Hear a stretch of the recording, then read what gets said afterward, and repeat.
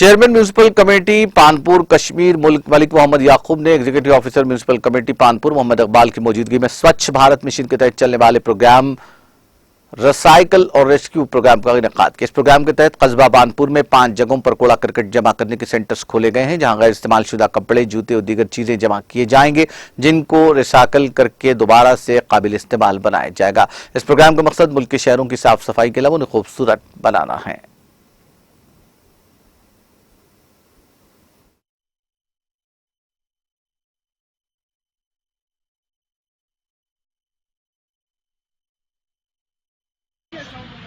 स्वच्छ भारत मिशन के तहत जो गवर्नमेंट ने एक लॉन्च प्रोग्राम किया है ट्रिपल आर सेंटर्स अंडर मेरी लाइफ मेरा स्वच्छ शहर।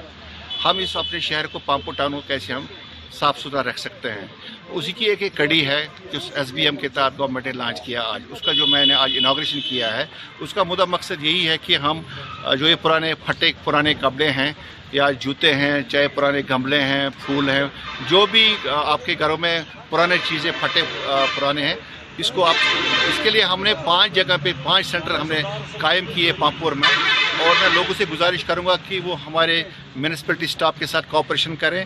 जो मेरा सफाई कर्मचारी जो डिपार्टमेंट है, उनके साथ कोऑपरेशन करके उनके हवाले ये करें, ताकि हम अपने इस पानपुर जो शहर है हमारा, इसको जम्मू कश्मीर का सबसे खूबसूरत शहर बना सकते हैं।